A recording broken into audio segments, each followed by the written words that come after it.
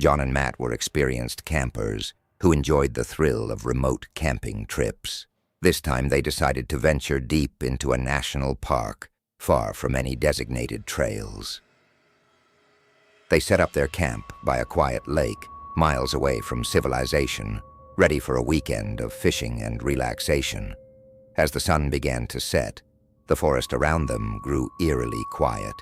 They had been on many trips before, but something felt off about this place. The trees seemed taller, the shadows longer, and even the air felt thick with an unseen presence. Brushing off the unease, they started a campfire and settled in for the night. Around midnight, as they sat by the fire, talking and laughing, they heard a faint rustling from the woods. At first they dismissed it as a deer or some small animal, but the sound grew louder, like something large was moving through the trees. Both of them paused, exchanging uneasy glances. The rustling stopped abruptly, followed by an unnerving silence. Then, a low growl came from the darkness. It wasn't the sound of any animal they knew. It was deep, guttural, and far too close for comfort. The firelight flickered, casting shadows around the camp. John grabbed a flashlight and aimed it towards the woods, but the beam of light revealed nothing. Suddenly, the growling was right behind them.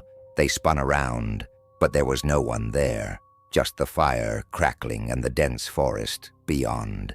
They stood up, hearts pounding, gripping their makeshift weapons, a hatchet and a knife. As they backed away from the fire, the growling grew louder, now accompanied by heavy breathing. The sound circled them, as if something was stalking them in the dark. Then they saw it, a pair of glowing eyes, just beyond the reach of the firelight. The creature was huge, its dark shape barely visible against the trees, but its presence was undeniable. Without warning, the creature lunged.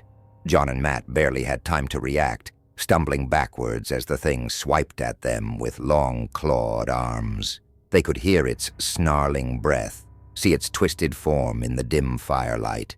They grabbed their gear and ran, not daring to look back. They sprinted through the woods, branches whipping at their faces, the creature's growls echoing in the distance. They didn't stop running until they reached the edge of the forest, where their car was parked. Only then did they feel the weight of its presence lift. But as they drove away, they couldn't shake the feeling that the creature was still watching, waiting for its next victim.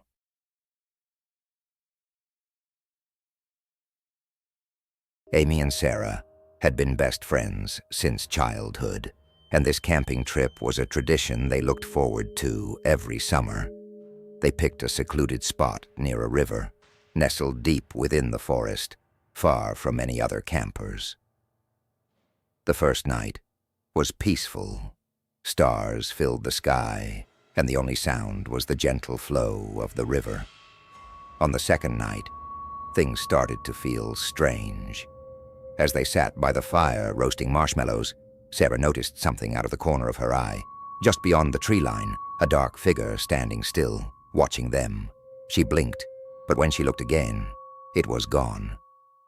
Dismissing it as her imagination, she didn't mention it to Amy. But the feeling of being watched didn't go away. As they settled into their tent for the night, the forest seemed too quiet. The usual sounds of insects and animals were absent. Amy couldn't sleep. She kept hearing faint footsteps circling their campsite. She whispered to Sarah, but Sarah had heard nothing. Exhausted, they eventually drifted off to sleep. In the middle of the night, they were both awakened by the sound of something heavy dragging across the ground. Their hearts raced as they listened. The sound was coming closer, circling their tent. Then, there was a sudden heavy thud. Something had slammed into the side of their tent. They froze, barely breathing, afraid to move. Sarah, terrified, reached for her flashlight and slowly unzipped the tent. The beam of light cut through the darkness, revealing nothing. The campsite was empty. The fire had burned down to embers, and everything was eerily still. But then they saw it. a pair of muddy footprints leading from the riverbank right up to their tent. The footprints weren't human. They were much larger and deformed, like something with misshapen feet had been walking in the area. Panic set in, and they grabbed their backpacks, deciding to leave immediately. As they packed, the sound of footsteps returned, this time faster, approaching from the woods.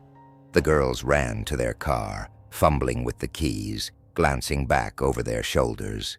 For a split second, they saw it. A tall, thin figure standing at the edge of the forest, watching them. Its face was pale and featureless, its body unnaturally still.